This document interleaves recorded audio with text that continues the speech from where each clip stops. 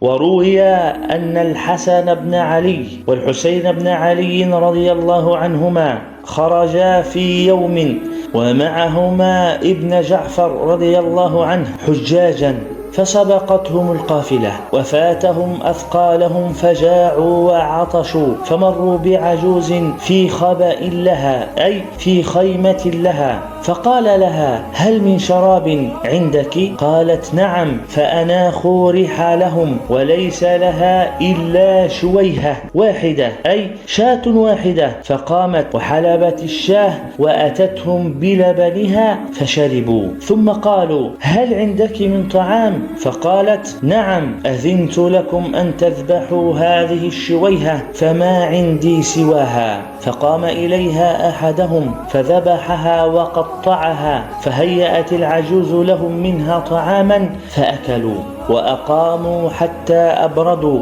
فلما ارتحلوا قالوا لها: نحن قوم من قريش نريد هذا الوجه أي هذا الطريق، فإذا رجعنا إلى المدينة فإنا صانعوا لك خيرا إن شاء الله تعالى. ثم ارتحلوا، فجاء زوج المرأة فأخبرته خبر القوم وما قالوا لها، فغضب غضبا شديدا وقال: ويحك، أتذبحين شاة ما لنا سواها لقوم لم نعرفهم؟ ثم بعد مدة ألجأتهم حاجة إلى دخول المدينة فدخلاها وجعلا يبتاعان البعض ويعيشان بثمنه.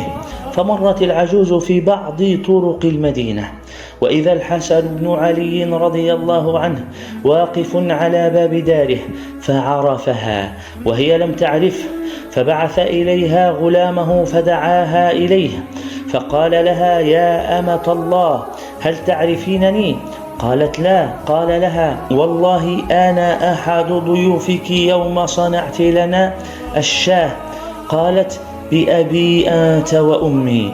فأمر أن يشترى لها من غنم الصداقات 1000 رأس، وأمر لها ب1000 دينار، ثم بعث بها مع غلامه إلى أخيه الحسن بن علي فدفع لها أيضا 1000 شاه ودفع لها 1000 دينار، ثم بعث بها إلى عبد الله بن جعفر فقال لها: بكم وصلك الحسن والحسين؟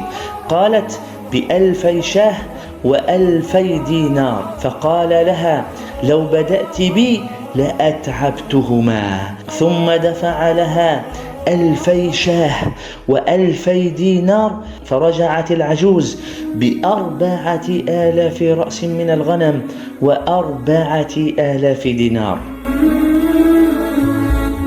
خرج أعرابي إلى الحج، فلما كان في بعض طريق مات جمله، فذهب إلى عمر بن عثمان وكان يومئذ والي المدينة، فشكى إليه أي أن جمله قد مات وهو في طريقه إلى الحج. سأله أن يعطيه دابة يتقوى عليها فلم يعطه شيئا، فقعد الأعرابي يتصفح وجوه الناس، فمر به عبد الله بن جعفر فقام إليه الأعرابي وأنشد يقول: أبا جعفر، إن الحجيج محمل وليس لرحلي فاعلمن بعير. أبا جعفر ضن الأمير بماله وأنت على ما في يديك أمير. أبا جعفر ابن الشهيد الذي له جناحان في أعلى الجنان يطير. أبا جعفر من آل بيت نبوة صلاتهم بالعالمين طهور. وكان لعبد الله بن جعفر بعير يتقدمه فعزله وقال: خذه بما عليه. فذهب غلام عبد الله بن جعفر ليأخذ سيفا كان لعبد الله على البعير، فقال له عبد الله بن جعفر: دعه فقد أعطيته البعير بما عليه. فقال الغلام للأعرابي: احتفظ بهذا السيف فإن شراءه ب1000 دينار. فخرج عبد الله بن جعفر هذا إلى بعد أسفاره، فنزل على نخيل لقوم وفيها عبد أسود يحرسها، فنظر فإذا العبد قد أتى بقوته وهو 3 أرغفة. فبينما هم جلوس إذ دخل كلب إلى تلك النخيل وهو يلهث، فدنا من الغلام وهو يتشوق إلى تلك الأرغفة، فرمى له العبد رغيفا فأكله، ثم رمى له الثاني فأكله، ثم رمى فرمى له الثالث فأكل الكلب الجميع. وعبد الله ينظر، فقال عبد الله بن جعفر للعبد: كم قوتك يا ولدي كل يوم في هذا المكان؟ قال: 3 أرغفة وهم هؤلاء. قال: فلما آثرت هذا الكلب بهم على نفسي؟ قال: يا سيدي، ليست هذه بأرض كلاب، ولم أشك أنه جاء من مسافة بعيدة وهو جائع، ولم يحضرني سواهم. قال: فما أنت صانع بقية يومك؟ قال: أطوي إلى الغد. قال عبد الله بن جعفر: بخ والله إن هذا لأسخى مني. فما برح عبد الله إلى أن اشترى النخيل والعبد وأعتقه لوجه الله، ووهب له النخيل وارتحل عنه.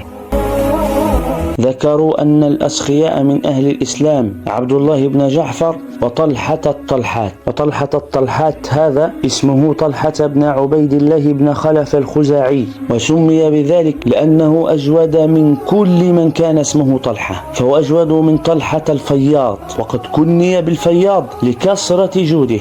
وهو أجود من طلحة بن عمر بن عبد العزيز التيمي، وكان لقبه طلحة الجود. وهو أجود من طلحة بن عبيد الله بن عوف، وكان لقبه طلحة الندى. وهو أجود من طلحة بن الحسن بن علي، وكان لقبه طلحة الخير. وروى عن الأصمعي قال: لقى أعرابي طلحة الطلحات فقال له: إن ترى أن تفيض علي مما أفاض الله عليك؟ فقال له: يا غلام، احثله مما في خرجك. فحثى له الغلام حتى امتلأ كمه دنانير، فبكى الأعرابي. فقال له طلحة الطلحات: ما يبكيك يا أعرابي؟ لعلك لم يكفك ما أخذته واستقللته. قال الأعرابي: لا، ولكني أبكي على كريم مثلك يواريه التراب. فقال: يا غلام، ادفع إليه الخرج كما هو. وحكي أن طلحة الطلحات هذا لما قدم البصرة أتاه الناس يسلمون عليه فأدخلهم داره، وكان حين نزل عن دابته قال لغلامه: انظر من أتى مسلما، هل له من حاجة؟ فنادى غلامه في الناس فقال أحدهم: علي دين، وقال آخر: علي كذا، وقال آخر: علي كذا. فقال طلحة: قضيت حوائجكم، وأعطاهم ما طلبوا. فقال الناس: ما رأينا طلحة هذا وثياب السفر عليه، وقد أخرج قبل أن ينزل 400,000 درهم. فأنشدوا في ذلك شعرا يقولون فيه: فتى غير محجوب الغنى عن صديقه، ولا مظهر الشكوى إذا النعل زلت، رأى خلتي من حيث يخفى مكانها، فكانت فدا عينيه حين تخلت.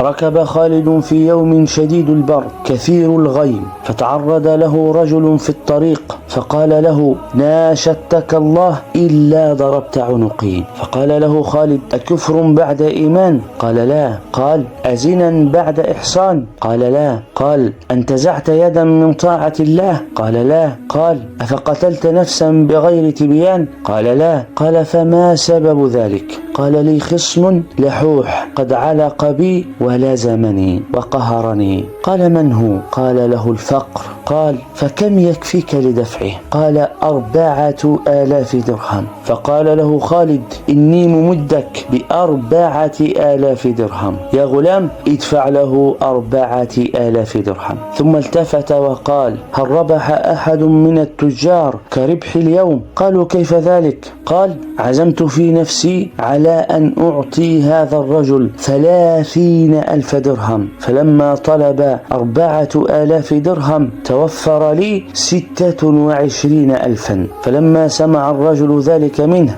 قال له: حاشاك وأعيذك بالله أن تربح عليه. فقال: يا غلام، اعطه 30,000. ثم قال للرجل: اقبض المال واذهب آمنا من خصمك، ومتى رجع يعارضك استنجدنا عليه. لما خرج يزيد بن المهلب على بني أمية وتغلب على البصرة أخذه عمر بن عبد العزيز وحبسه، فهرب من سجنه ليلا وكان معه ابنه مخلد، فنزل بعجوز من العرب يعني استضافتهم فذبحت لهم عنزا. فلما أصبح قال لابنه مخلد: كم معك من المال؟ قال 800 دينار. قال: ادفعها كلها للعجوز. قال: يا أبتي إنك لفي شدة وإنك لمحتاج للمال، وهذه العجوز يرضيها منك اليسير وهي لا تعرفك أصلا. فقال أبوه: يا بني إن كان يرضيها اليسير فإنا لا نرضي بالعطاء اليسير، وإن كانت لا تعرفني فأنا أعرف نفسي، ادفع إليها المال. فدفعه إليه كله ومضى. وحكى مصعب بن الزبير قال: حج معاوية ابن أبي سفيان رضي الله عنه في بعض حجاته، فلما انصرف مر بالمدينة، فقال الحسن ابن علي رضي الله عنه لأخيه: لا تلقى معاوية ولا تقابله ولا تسلم عليه. فلما خرج معاوية من المدينة قال الحسين لأخيه الحسن: إن علينا ديونا ولا بد لنا من معاوية. فركب الحسن وخرج في إثره فلحقه وسلم عليه وقضى من حقه ما يجب وسأله عن حاله، فأخبره الحسن بما عليه من الدين. فالتفت معاوية فإذا جمل محمل، فقال: ما هذا؟ قالوا: جمل لك يا أمير المؤمنين محمل بالمال. قال: كم مقداره؟ قالوا: 10,000 دينار. قال: اصرفوها بما عليه لأبي محمد الحسن. فأخذها كلها ورجع.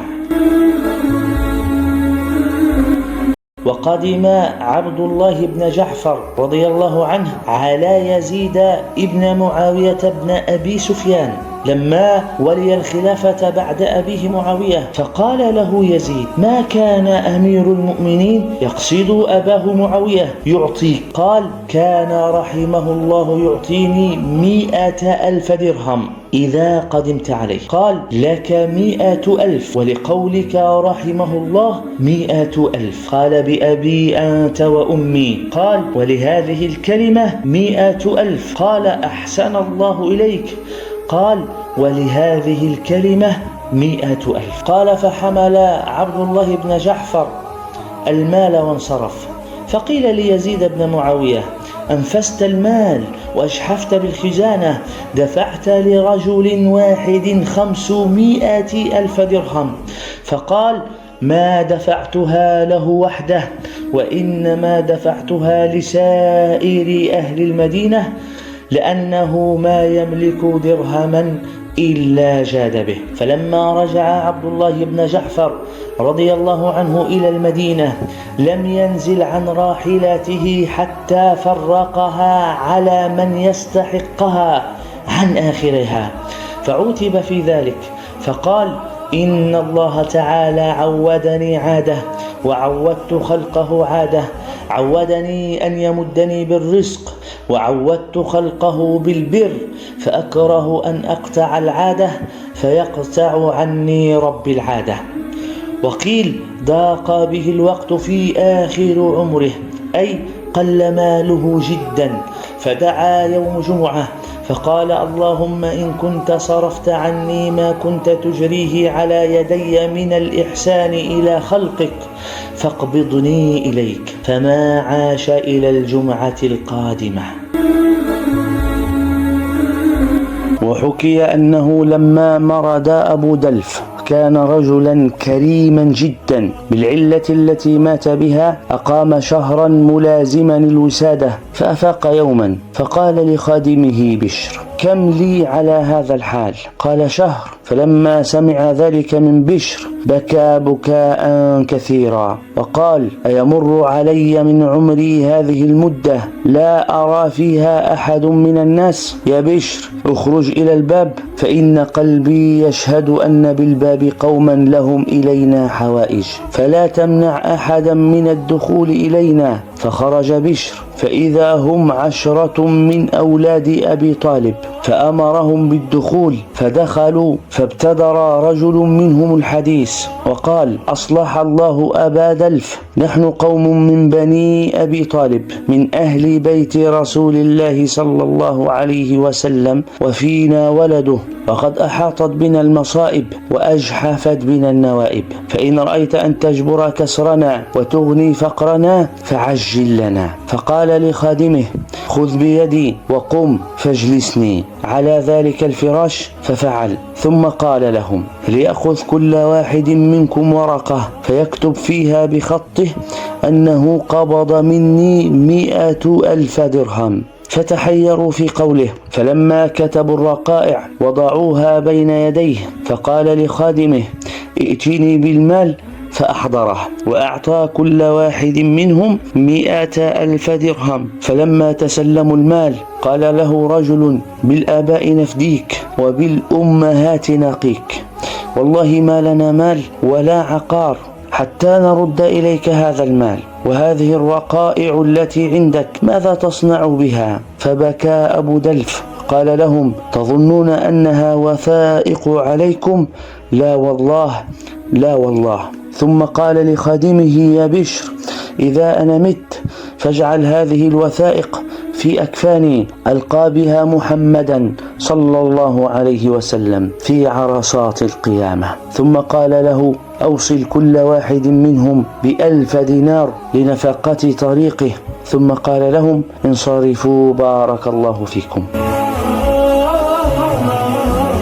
حدث الأصمعي يوما وقال: كنت أخشى رجلا لكرمه، أي آتيه لكرمه، فأتيته بعد مدة فوجدته قد غلق باب بيته عليه، فأخذت ورقة وكتبت فيها: إذا كان الكريم له حجاب فما فضل الكريم على اللئيم. وبعثت بها إليه ووقفت أنتظر الجواب، فعادت وعلى ظهرها مكتوب: إذا كان الكريم قليل مال تستر بالحجاب عن الغريم. ومع الرقعة صرة فيها 500 دينار. فقلت: والله لأتحفن أمير المؤمنين بهذه الحكاية. فأخذت السرة والرقعة ومضيت إلى المأمون، فدخلت عليه فقال: من أين يا أصمعي؟ فقلت له: من عندي أكرم الناس، حاشا أمير المؤمنين. ثم قصصت عليه القصة ووضعت السرة والرقعة بين يديه، فتأمل السرة وقال: يا أصمعي، هذه السرة بختم بيت المال،